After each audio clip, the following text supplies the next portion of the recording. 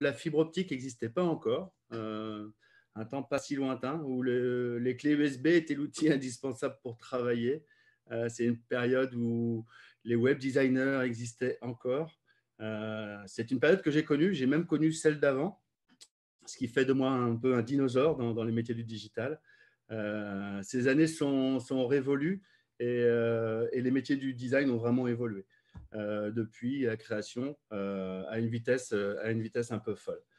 Je suis Philippe Sourget, designer chez Autotechnologies depuis 10 ans maintenant. Afin de commencer, du coup, je vais prendre la main sur mes slides, ce sera mieux. Du coup, pour bien comprendre le design d'interface, il est important de faire un rapide retour un peu sur l'évolution, les grandes évolutions du design qui ont eu lieu au cours des 20 dernières années. Tout a commencé en 1973. Pour certains, ça paraît un peu flou et très lointain. Je vous rassure, à cette époque-là, je n'étais pas encore né, même si je suis un dinosaure du web. Avec Xerox Alto. Xerox Alto, ils ont inventé les premiers outils particuliers. Donc, c'est l'ordinateur qui avait remplacé un petit peu les lignes de code. Donc, c'était les premières interfaces à cette époque-là. Donc, c'est une période, je passerai assez vite dessus. Xerox avait rapidement été racheté par Apple, donc vraiment mis sur le marché d'Apple en 84. Pour ceux qui s'en souviennent, c'est vraiment le début d'Internet. Je ne sais pas si vous êtes nombreux à avoir connu cette période-là ici, mais à l'époque, les développeurs de logiciels et les développeurs web, ils ont consacré beaucoup de temps, beaucoup d'énergie à rendre les menus déjà cliquables. Donc, ce n'était pas encore c'était pas l'époque où la préoccupation de l'expérience designer n'était pas vraiment encore primordiale à cette époque-là. Très rapidement, on a eu une accélération. Il a fallu attendre les années 2000 pour voir arriver vraiment ce qu'on appelle l'époque du Web 2.0, donc le style de conception Web 2.0 qui est devenu très populaire au début des années 2000. C'est le début du design d'interface vraiment à cette époque-là. Ça commençait à fourmiller. Le design d'interface était caractérisé à cette époque-là par des ombres portées, par des bulles brillantes, des effets de boutons qui étaient un peu surdimensionnés. Ces tendances, à cette époque-là, ça a permis vraiment aux utilisateurs web de se familiariser avec Internet. Donc, c'était, comme je le disais, les graphismes surdimensionnés, mais qui nous ont appris à vraiment cliquer. Donc, il y avait des gros boutons, cliquer ici ou en savoir plus. C'était l'époque où on a appris aussi à intégrer les premières interfaces utilisateurs et à prendre en compte le travail d'ergonomie. Donc, c'était l'époque où il y avait des ergonomes web, et une époque où on était encore web designer, il y avait les webmasters. Dans la foulée, l'évolution qu'il y a eu par la suite, c'est l'avènement du skeuomorphisme. Donc, c'est vraiment, avec le premier iPhone, c'est vraiment le nom peut-être le plus inventif qui a été donné à un style graphique, le skeuomorphisme. Il faut savoir le prononcer. L'idée à l'époque, il s'agissait vraiment dans la pratique d'incorporer les caractéristiques visuelles d'un objet dans une conception numérique. Donc, on le voit à travers les exemples. Une calculatrice était représentée comme étant une calculatrice. Une boussole était représentée comme une boussole. L'un des exemples aussi les plus courants qu'on a en tête à l'époque, c'était la conception du tableau de bord Apple en planche de bois. On travaillait aussi beaucoup sur les effets pour représenter le métal, le plastique. En tant que designer, à l'époque, c'était très compliqué, designer graphique, j'entends. C'est vraiment représenter ces éléments visuels, c'était un casse-tête, il fallait vraiment faire du réel. C'était vraiment très exigeant, mais à la fois très formateur. Par la suite, le design, le flat design est arrivé. Et c'est vraiment la dernière grande évolution depuis 2013 environ, 2012-2013, qui a frappé le monde du design numérique. La simplicité dans ce style-là, c'était vraiment la clé. Les éléments décoratifs, tels que les dégradés, les textures, les reliefs, ils sont justement, on a commencé à les éviter. C'est un style qui utilise plutôt un espace ouvert, des couleurs vives, des grandes typos, les illustrations plutôt en 2 dimensions. On arrête un petit peu de faire de la 3D. C'est Microsoft qui a été un des premiers à mettre ça en place à l'époque avec le Windows 8. À l'époque, je me souviens, les sceptiques disaient que c'était pour contrecarrer un petit peu l'interface skeuomorphisme d'Apple. En fait, il s'avère que c'était vraiment une tendance qui était plus là pour perdurer et qui avait du sens parce que au-delà du design et de la tendance de cette mode qui arrivait, parce que ce n'était pas une mode, c'était une tendance forte qui allait s'inscrire dans le temps. Il y avait de gros avantages significatifs en termes de développement. En supprimant les styles inutiles, le temps de chargement des pages, par exemple, il était considérablement réduit. Le poids était bien inférieur. Le code aussi pour les développeurs était plus propre, ce qui signifiait que les sites ils pouvaient s'adapter plus facilement sur les différentes plateformes.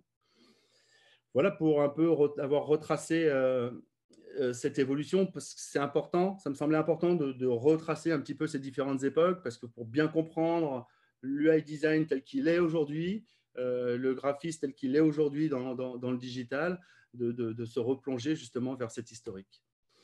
Face à cette évolution des tendances, les métiers du designer ont vraiment évolué très, très rapidement. Alors, tout au long de ma partie, c'est ce que je vais évoquer avec vous, hein. On a vu un peu l'évolution des tendances. Là, je vais essayer vraiment de vous présenter un peu les différents rôles du design. C'est quelque chose qui semble important.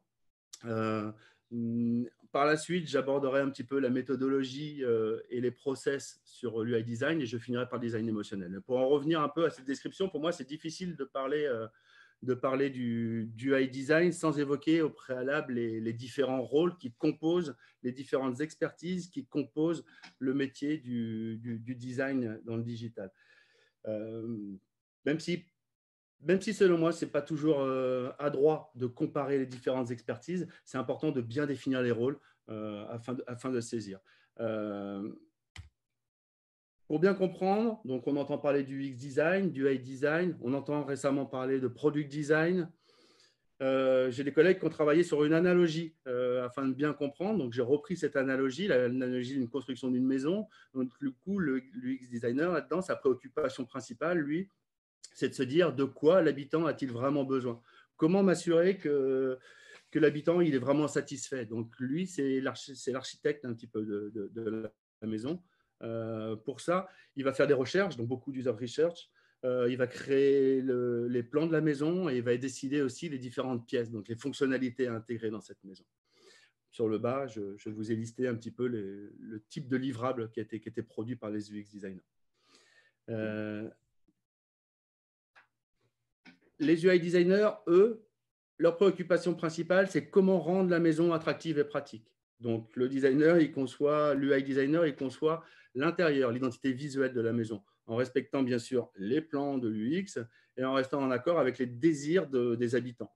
Donc, l'UI designer, il va permettre aux futurs occupants de s'approprier la maison, d'être à l'aise et de fournir tous les éléments aux artisans. Ce n'est pas péjoratif. En tout cas, il va aider à implémenter le design par la suite. Donc, il va avoir un travail et il va travailler en binôme avec les développeurs par la suite. Parmi les nouveaux métiers qui sont apparus, le dernier en date, c'est peut-être le product designer. Ça fait 2-3 ans qu'on entend parler de la montée en puissance de ce rôle-là. Donc, un product designer, qu'est-ce que c'est? Et c'est celui qui va vraiment construire la maison un peu de A à Z et s'assurer qu'elle va prendre de la valeur avec le temps. Donc, c'est un rôle polyvalent. C'est à la fois un UX, à la fois un UI, sans forcément être très bon en design graphique ou en direction artistique. Donc, ni vraiment en recherche. C'est quelqu'un qui va être polyvalent. Et son leitmotiv à lui, c'est comment être sûr que mes occupants soient satisfaits de ma maison et que ma maison prenne de la valeur. Voilà pour présenter un petit peu ces différents profils. Focalisons-nous maintenant sur le rôle propre de l'UI. Non, ce n'est pas celui-là. Si, voilà, ça, ce dernier slide que je voulais vous présenter, c'était vraiment pour revenir sur une comparaison qu'on peut faire souvent entre l'UX et l'UI. Là, ici, à travers ce schéma, on voit rapidement ce qui est du domaine de l'UX, ce qui est du domaine de l'UI. Alors, quand je disais que ce n'était pas forcément à droite de vouloir comparer, c'est tout le temps délicat parce que les profils évoluent beaucoup.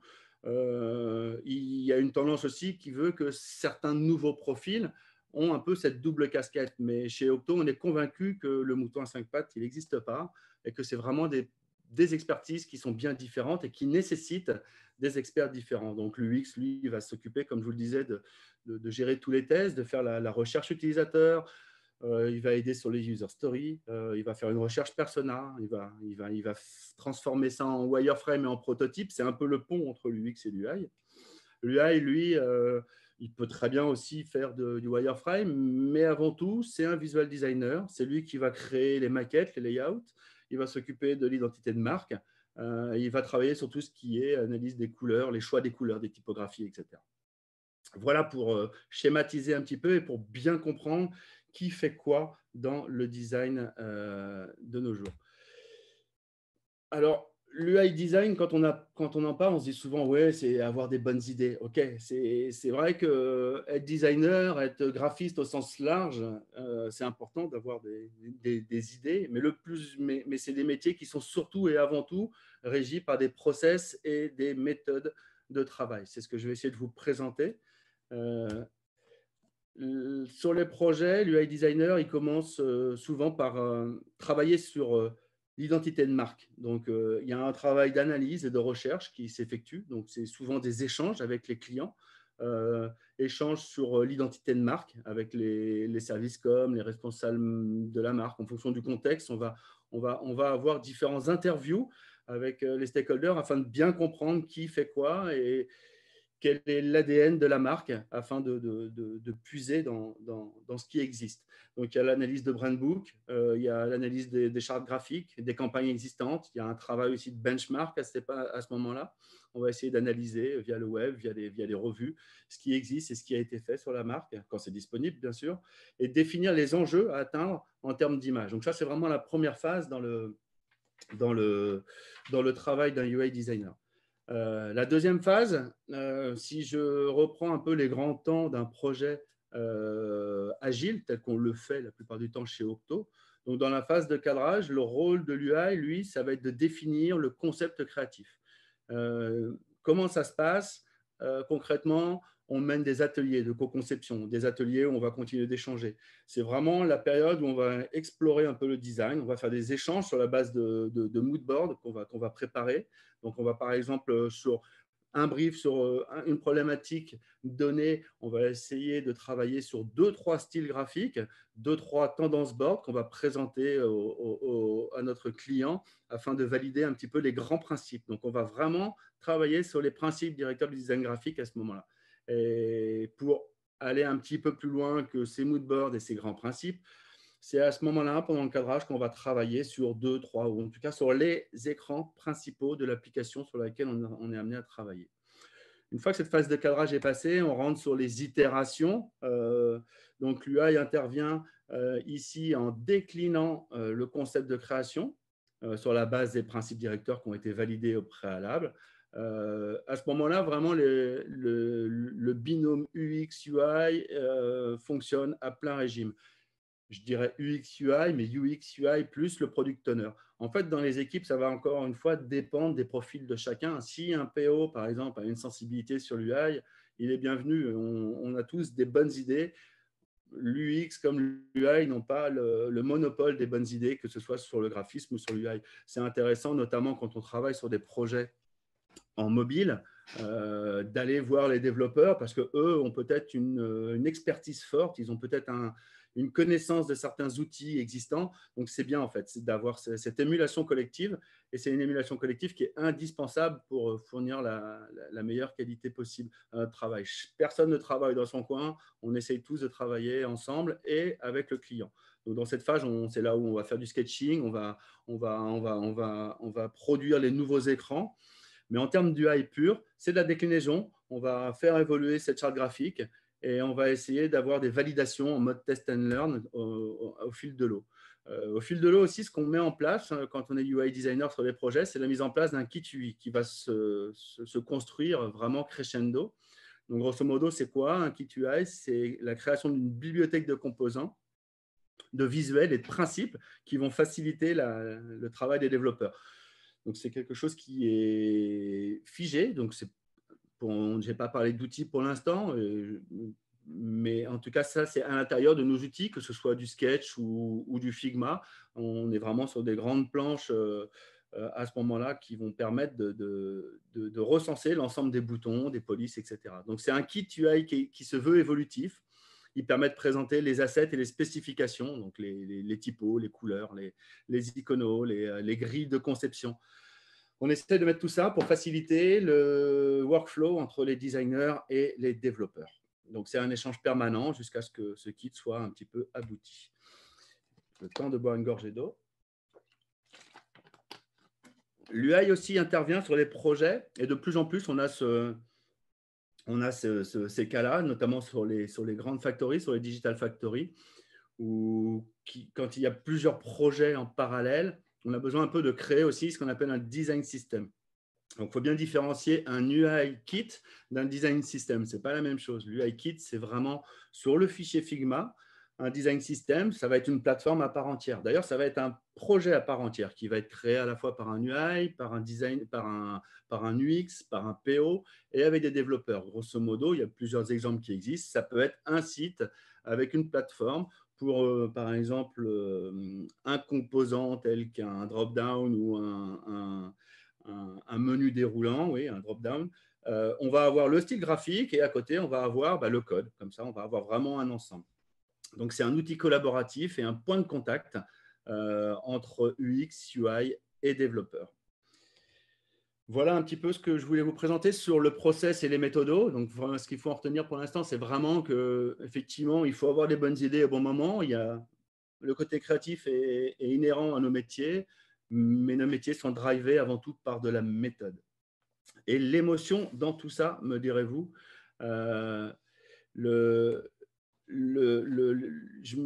pendant le confinement et avec cette période de Noël, moi j'ai été amené à visiter beaucoup de sites, certainement comme vous. J'ai rempli beaucoup de paniers que j'ai abandonnés. Et en fait, je me suis posé la question, mais pourquoi est-ce que j'ai fait tel ou tel choix dans mes achats? Pourquoi j'ai acheté sur ce site-là et pas sur un autre? Pourquoi j'ai abandonné ce panier-là alors qu'au départ, je l'avais rempli? Tout ça, ça peut se résumer en 2 mots, le design émotionnel. Le design émotionnel, c'est un concept qui a été mis en évidence par Aaron Walter, qui a écrit ce livre, Le design émotionnel, un livre éponyme publié en 2011 aux éditions Erol. Donc l'idée, elle est relativement simple et elle découle d'une analyse sur le cerveau humain et sa manière à traiter les souvenirs de façon générale. En effet, l'être humain, naturellement, il se remémore plus facilement les expériences chargées en émotions. Le secret, donc, c'est l'émotion. Si vous parvenez à générer une émotion forte chez vos utilisateurs, vous pourrez rester dans leur mémoire. Donc, le design émotionnel va vous permettre de fidéliser des clients, il va vous permettre de faire revenir des clients sur votre site, de prolonger leur visite sur vos sites. Donc, c'est vraiment, en termes de design, quelque chose qui est très important pour nous. Alors là, je voulais vous présenter un petit peu la pyramide de Maslow, telle que l'a présentée l'auteur sur son livre. Donc, la pyramide de Maslow, à la base, se situent les besoins primaires, physiologiques, auxquels l'être humain doit penser en priorité. Puis après, viennent les besoins de sécurité, d'amour, d'estime et de réalisation personnelle. Alors, bien évidemment, si tu cherches, tu chercheras pas à booster ton estime de toi-même si tu n'as pas d'abord de quoi manger. Donc, chaque chose en son temps dans cette pyramide. Et si on transpose un peu cette pyramide au design, lorsqu'un utilisateur est satisfait, c'est-à-dire que le site il est fiable, il est rapide, il ne plante pas, s'il est utilisable, ce site, c'est-à-dire que l'utilisateur parvient à obtenir les informations dont il a besoin, et les utilisateurs ils s'attendent enfin à ce qu'il soit agréable. Et pour l'utilisateur, c'est là que toute la différence va se faire dans le choix d'un site plutôt que d'un autre. C'est comme pour le choix d'une voiture, par exemple. C'est bien joli tout ça, effectivement, mais comment traduire tout ça? Comment traduire un peu ces théories en actes concrets? Donc, le conseil fort, ce qu'on préconise, c'est avant tout sur les sites, sur les applications, c'est d'afficher une vraie personnalité à votre site ou à une application. Il faut donner un ton à un design et il faut savoir véhiculer à travers les interfaces de l'empathie. Donc, ça veut dire mettre de la personnalité dans le design pour engager son public. Cette personnalité, elle va vraiment aider les gens à comprendre un peu les valeurs d'une marque, la philosophie, et ça va aider aussi les utilisateurs à interagir avec vous. Les émotions telles que l'humour, la surprise ou le plaisir, ça va permettre aussi à vos utilisateurs de se souvenir de vous de façon positive. Et c'est ces éléments-là qu'on va essayer de traduire en interface sur les applications. afin de bien comprendre et d'illustrer un peu tous ces propos, j'ai mis quelques exemples. Si on prend l'exemple d'Airbnb, de Spotify ou de Uber, c'est grâce à la qualité et la personnalité des photos qu'on voit ici sur la droite, ou même de vidéos dans certains cas, donc ces grands médias qui arrivent sur les pages d'accueil qu'on a vu depuis quelques années avec vraiment des visuels pleine page. Donc l'utilisateur ici, en fait, ce qu'il va trouver, c'est un champ des possibles qui est complètement infini. Lui, le mode de consommation, de voyage qu'on lui propose ou le choix des musiques, c'est vraiment novateur. Ce qu'on essaye là, ce qu'ont essayé là les designers, c'est de créer une intimité entre leur marque et leurs utilisateurs. Ici, on ne vend plus que des produits. Ce qu'on vend vraiment, c'est un mode de vie et un accès privilégié à une expérience. Et c'est vraiment l'objectif à travers ces grands visuels et ces accroches plein écran. Cependant, il faut bien garder en tête aussi que c'est à l'utilisateur qu'on s'adresse. Donc, parfois, il y a des contre-exemples où on essaye de mettre peut-être un peu trop de photos. Donc, dans ce cas-là, s'il n'y a plus de sens, si l'utilisateur ne comprend plus ce qui se passe, ça fera l'effet inverse. Donc, attention aussi à ne pas mettre n'importe quelle photo. Si on met une photo, il faut que ça ait du sens. Il faut que ça faut vraiment que ça appuie un concept par rapport à la création. Donc, il y a les grandes images. Il y a également possibilité d'intégrer l'émotion par petites touches. Donc, il y a des études en neurobiologie qui nous ont appris que les émotions impactaient directement le processus de mémorisation. Un moment associé à une émotion, que ce soit la joie ou la tristesse, ça va laisser une empreinte plus profonde dans la mémoire à long terme. Donc, pour en revenir à Aaron Walter, qui a écrit ce livre éponyme que je vous ai présenté juste avant, cette personne travaillait à l'époque pour Mailchimp. Et lui, il a réussi vraiment à mettre en pratique ce design émotionnel, à captiver les utilisateurs et à les conserver en développant une interface sympathique. Donc, du coup, il y avait tout au long de l'expérience un ours qui vous suivait à toutes les étapes. On vous guidait. Donc, ce qu'on appelle le guidage en UX. Et ben, en UI, ce qui vous guidait, c'était cet ours qui vous accompagnait, qui vous rassurait, qui vous disait « Ok, tu es dans le bon sens » jusqu'à la fin, en soignant les détails, ou du coup, quand vous arriviez à publier une campagne et que la newsletter était créée et envoyée, au lieu d'avoir un simple message envoyé, là, il y avait le high five que je vous mets sur la droite en GIF animé. Alors effectivement, quand on voit ces exemples-là, ça fait sourire, on trouve ça sympa. On pourrait même penser qu'il s'agit d'un acte un peu futile, mais comme on aime bien dire dans le design, c'est que le diable se cache dans les détails. Et c'est toutes ces petites attentions qui agissent sur la fidélisation du client. C'est toutes ces petites initiatives qui vont permettre de créer une expérience unique pour vos utilisateurs. Donc, c'est tous ces petits éléments qu'on va essayer d'intégrer, nous, designers, dans notre réflexion afin de porter le projet jusqu'à ce qu'il soit vraiment, vraiment optimal. Donc, le design émotionnel, il peut apparaître à travers les petites animations, comme je l'ai montré précédemment, mais ça peut aussi être des pages d'erreur 404, comme on le voit sur la droite. On voit le pouce de Facebook. Donc là, c'est des petits clins d'œil, c'est des petites choses qui, ah, tiens, qu'est-ce qui se passe? C'est la surprise qu'on a provoquée à ce moment-là. Donc, on a vraiment, en proposant un élément inattendu, comme le dark valeur, on a utilisé ça de façon positive. Et la surprise, c'est vraiment un vecteur important dans le design émotionnel qui permettent d'inciter l'utilisateur à renouveler l'expérience. Donc ici, au lieu d'avoir un plantage pur et dur, on a le go back et peut-être qu'on va prolonger l'expérience. Et en tout cas, on va mémoriser, on va se souvenir de ça. Et donc, du coup, ça va créer une expérience positive dans l'ensemble. Alors, je voulais vous mettre un peu d'autres exemples. Il y avait l'exemple de GitHub qui avait créé une mascotte qui était appelée OctoCat. Donc, rien à voir avec Octo. Mais ça s'appelait OctoCat. Donc, ils avaient accompagné les utilisateurs en s'adaptant à toutes les situations, un petit peu comme l'ours que je vous ai montré sur Mailchimp. Et là, ce qui est la particularité de cet exemple-là, c'est que ce personnage a vraiment été apprécié par la communauté et ça a tellement bien fonctionné qu'il y a eu de nombreux produits dérivés qui sont même aujourd'hui vendus sur base de t-shirts. Donc, eux, ils ont un peu tué le game, ils ont été un petit peu à un niveau au-dessus. Là, un exemple tout simple, mais qui est intéressant aussi. On n'est pas obligé de tuer le game, on peut juste envoyer un petit pictogramme, montrer un petit pictogramme pour représenter l'envoi d'un message. Donc ça se transforme en avion et ça nous ramène en fait à nos souvenirs d'enfance, l'avion en papier. Donc voilà, on travaille un peu l'émotion à ce niveau-là.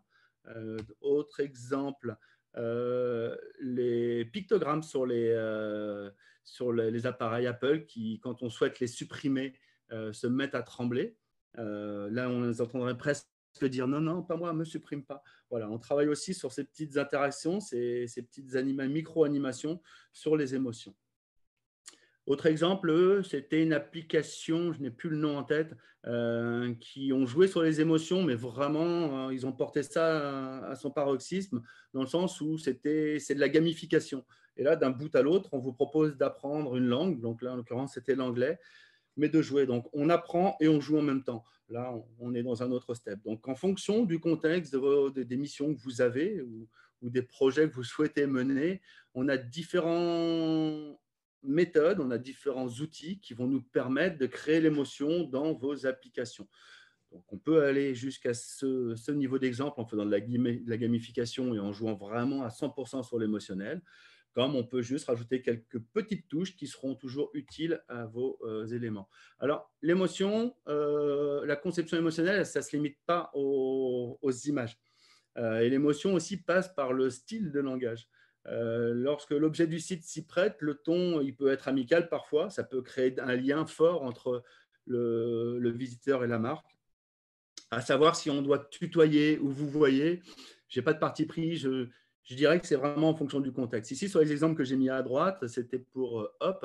Effectivement, les boutons d'action ne sont plus juste consulter, mais ça va être et hop, ou plutôt que de dire allez voir, c'est je m'envole. Voilà. Le fait de prêter en tout cas une attention aux messages d'information quand vous les écrivez sur vos interfaces, aux infobules ou aux boutons de validation, ça montre qu'en fait, le site est vraiment travaillé. On va rassurer l'utilisateur en lui proposant une expérience qui est encore une fois unique et qui sera mémorable. Et c'est vraiment ça qu'on essaie de travailler dans le design pour avoir un design optimal. Autre exemple et dernier exemple, là j'ai juste montré un peu la page d'inscription du site Pocket. Souvent, on néglige un peu les modules d'inscription où on a juste le formulaire de façon assez froide. Typiquement, ça, c'est des tips que vous pouvez conserver. Si vous pouvez rajouter du contenu pour accompagner l'utilisateur tout au long de son expérience, tout au long de son parcours, et ben, vous serez gagnant. Voilà. Donc, tout ce que je vous ai montré là sur ce design émotionnel, c'est des choses qui peuvent paraître… il y a beaucoup de bon sens dans tout ça, mais c'est avant tout… le design émotionnel et l'UI design dans son ensemble, c'est avant tout un savoir-faire et une expertise. Et on a la chance chez Octo d'avoir une team de choc de plus de 25 designers pour vous accompagner, pour vous conseiller sur toutes ces problématiques d'UI design. Je vous remercie. Juste avant de passer aux questions-réponses, un petit takeaway. Donc là, j'ai essayé de balayer un petit peu l'ensemble le plan de ma présentation. Donc, je vous ai partagé là, il y a un lien sur l'histoire du web et les dernières tendances. Ça, c'est tout chaud, ça vient de sortir, c'est sur le web et on vous partagera bien sûr la vidéo et ces liens-là. Il y a le livre référence de Brad Frost sur l'Atomic Design, un livre intéressant sur la compréhension du design system. Il y a le livre d'Aaron Walter sur le design émotionnel que je vous ai présenté tout à l'heure. On vous invite aussi à nous contacter, la Ligue XD, les designers XD. Sur le design system, je vous ai mis aussi le mail de Mathieu Magrez, c'est un peu notre expert. Notre portfolio UX aussi est disponible sur la demande pour les externes et il est disponible pour tous les Octos sur le Drive. Et donc, du coup, vous pourrez retrouver sur le blog Octo l'article suite à mon talk et le lien vers cette vidéo sur cette session du comptoir Octo. Je vous remercie. Philippe, je t'ai envoyé toutes les questions. Tu peux commencer à répondre tu les as envoyées où ? sur le chat. D'accord. Sur le chat Google. D'accord. Tu pourrais me les lire pour me faciliter Alors, on a la tâche? une question de Anne-Sophie qui demande, question issue du questionnaire, quels sont les logiciels utilisés pour la création d'interfaces? Alors, c'est vrai que je n'ai pas abordé volontairement cette question parce que j'aime bien dire que on utilise le logiciel avec lequel on est à l'aise. Il existe beaucoup de logiciels et moi, je conseille vraiment aux gens d'utiliser les logiciels avec lesquels ils sont à l'aise. Mais pour répondre plus précisément, il y a une évolution, au même titre que je vous ai montré un peu l'évolution du design ces dernières années. Il y a eu une évolution importante sur les outils. Euh, on a l'époque, l'âge d'or d'Adobe est derrière nous. Très vite, il y a des logiciels comme Sketch qui sont arrivés. Il y a eu des combos Sketch et Abstract qui permettaient un peu comme GitHub de partager un peu le travail. Euh, Après, il y a des acteurs comme Figma qui sont arrivés. Nous, ce qu'on utilise le plupart du temps chez Octo, c'est Figma. Figma a le gros avantage d'être relativement intuitif, assez simple à aborder. Euh, Ça répond super vite parce que c'est tout en vectoriel à l'intérieur. Donc, du coup, il y a une fluidité à l'utilisation qui est assez bluffante. Il y a une communauté derrière qui permet d'avoir un ensemble de plugins qui multiples et variés. Et surtout, ça permet un partage de travail entre deux designers ou entre un designer et un développeur. C'est-à-dire qu'il n'y a plus besoin maintenant de faire des assets et des spécifications précises via un outil. Tout se fait et tout intégré dans Figma. Donc, je recommande fortement Figma. Maintenant, nous, on est obligé de connaître l'ensemble de ces outils-là afin de s'adapter à certains contextes. C'est-à-dire que si on va chez certains clients, s'ils ont des licences Sketch, on doit travailler sur Sketch. S'ils ont XD, on doit savoir utiliser XD. Mais on privilégie chez Octo, en tout cas, Figma. Alors, une autre question de Guillaume, c'est le product designer construit la maison de A à Z. Donc, quelles sont les connaissances tech en archidev? Quelles connaissances doit-il avoir? Bah ça, c'est pareil, hein. Je pense que si je ne suis pas forcément le mieux placé pour parler du product designer, en plus, on a une réflexion en interne en ce moment là-dessus. Mais ce que je peux répondre, en tout cas, c'est qu'au même titre que les UX, les UI et les product designers, on doit avoir une connaissance minimum, on doit pouvoir échanger avec les développeurs, on doit avoir connaissance de ce qu'on fait, c'est-à-dire que tout ce que je vous ai montré là dans les exemples d'UI, par exemple, euh, on ne peut pas se permettre de concevoir une interface sans prendre en compte le travail des développeurs qui se fera derrière. Donc régulièrement, sur nos projets, on étudie la faisabilité technique de nos maquettes et de nos propositions avec les développeurs afin de réajuster, cas échéant, nos maquettes pour qu'elles soient faisables par les développeurs.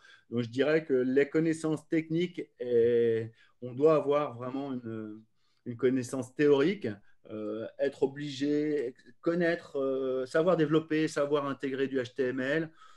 Pourquoi pas, si les gens ont cette compétence-là, c'est bien, mais ce n'est pas un indispensable. Par contre, il faut savoir en parler, il faut comprendre dans quel environnement on se trouve.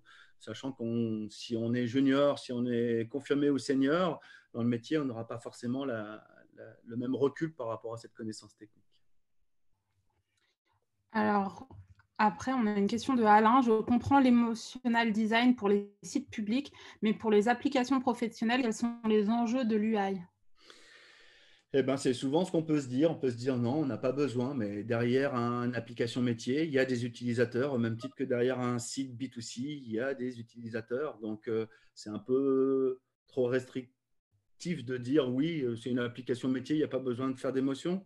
J'ai envie de dire si, il faut le faire, il faut essayer de le faire. Alors, on ne va pas faire de la gamification à outrance, comme l'exemple du site que je vous ai montré, mais pourquoi se refuser d'intégrer dans une interface métier certains éléments émotionnels qui permettraient d'améliorer cette expérience. Je pense qu'on peut tout se permettre dans la mesure où on teste les choses avec les utilisateurs. C'est-à-dire que tout ce qu'on fait là, on ne le fait pas de notre côté en s'amuse juste pour s'amuser. On fait parce que ça a du sens, on fait parce que ça répond à une problématique utilisateur. Et tout ce qu'on va proposer, on va aller le tester avec les utilisateurs. Donc, j'ai envie de répondre. pourquoi pas, au contraire, allons-y et testons, voyons si ça a de l'appétence, voyons si ça a du sens. Si on écoute certains décideurs côté client, des fois on va se dire non, c'est pas utile, vous embêtez pas, on va pas faire ça, ça sert à rien, c'est futile. Et quand on va voir les utilisateurs, on est parfois surpris de leur réaction. Et je pense que quelqu'un qui travaille 24, 8 jours, 7 jours, 5 jours sur 5 sur un logiciel, je pense que si on peut lui apporter un peu d'émotion dans son expérience, c'est pas plus mal. Alors, toute raison gardée, bien sûr. On a encore une question donc, sur les logiciels. Donc, pour vous et pour le travail en équipe entre UX, UI et les devs, quel logiciel vous paraît le plus approprié entre Sketch et Figma?